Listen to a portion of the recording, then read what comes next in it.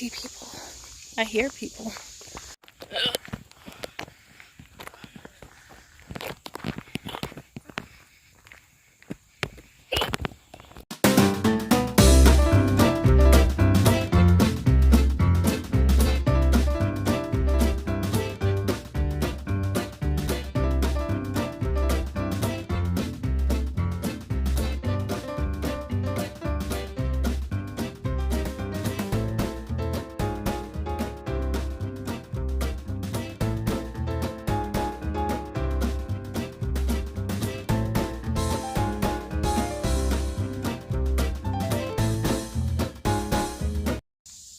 Bonus. Learning to appreciate the people that you do have at home, in the sense of even a funeral is a privilege to go to, because hopefully you had the opportunity to love that person during their life as well. Since getting back from Colorado, there have been a wedding and 2 funerals, plus lots of other activities lined up, a schedule. But even that's a privilege when it revolves around people that you can care for and feel cared for by. Ultimately, whether you're traveling in a group or solo, it is eventually about people. You may want people around all the time or just now and then, but loving them, caring for people that you may never see again or ones you see often, are really that important thing in life. Since we're talking about people we love, enjoy this photo. And now, back to the list. Number 1, an overall sense of accomplishment. To me, that one seems kind of basic, kind of obvious. But sometimes you accomplish things and you don't actually feel the sense of having accomplished something. So yeah, 14 days of car camping, a sense of accomplishment. Number 2, I came back wanting to get rid of more stuff and wanting to buy less stuff. And I've started that already.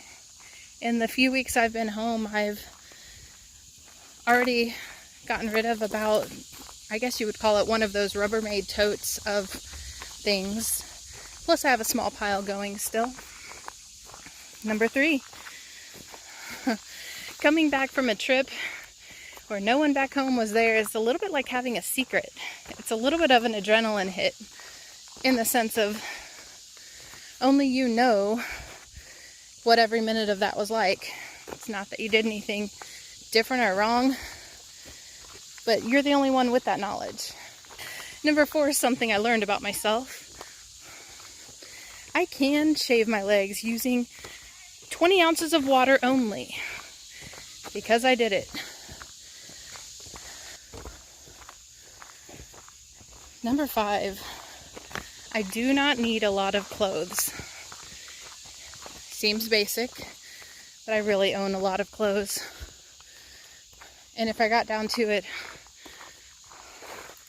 I could pick 5 or 6 outfits to own, and that would be it. Number 6, I learned something about mindset. I learned that car camping can be comfortable. Number 7, I learned that unconventional is okay. And when you're dry camping, this includes a bucket, if you know what I'm talking about. And maybe some horse pellets. Number 8, I've learned that camping food can mean canned food. And I'm learning how to deal with that. Number 9, I can now say that I've had a red clay mud bath.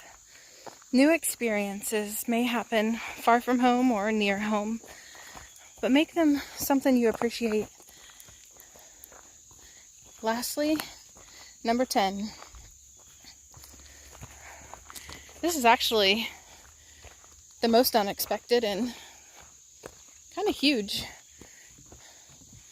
I found myself immediately upon returning home watching different YouTube channels than I had ever done before. You see, when you've car camped, even just for a few days, and I did 14, I realized that it's not about what the inside of the van or car or truck looks like. You need those conveniences so you have some medical needs or this or that. But ultimately, it's about the adventures outside the vehicle.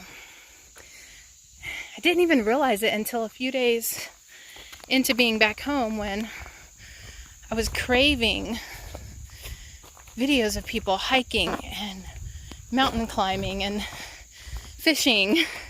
I don't even like fishing, but it was about the adventure. Using the vehicle as a tool to get to adventure, not stopping at the point of creating the vehicle. It meant a lot to me to know that I'm a little bit changed as a person. I'm now a bit more adventurous,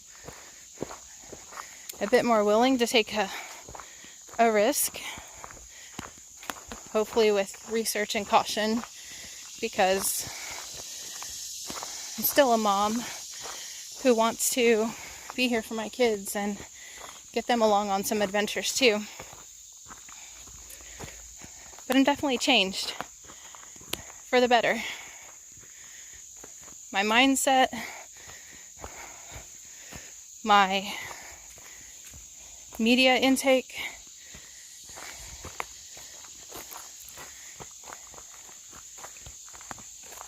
just as a person.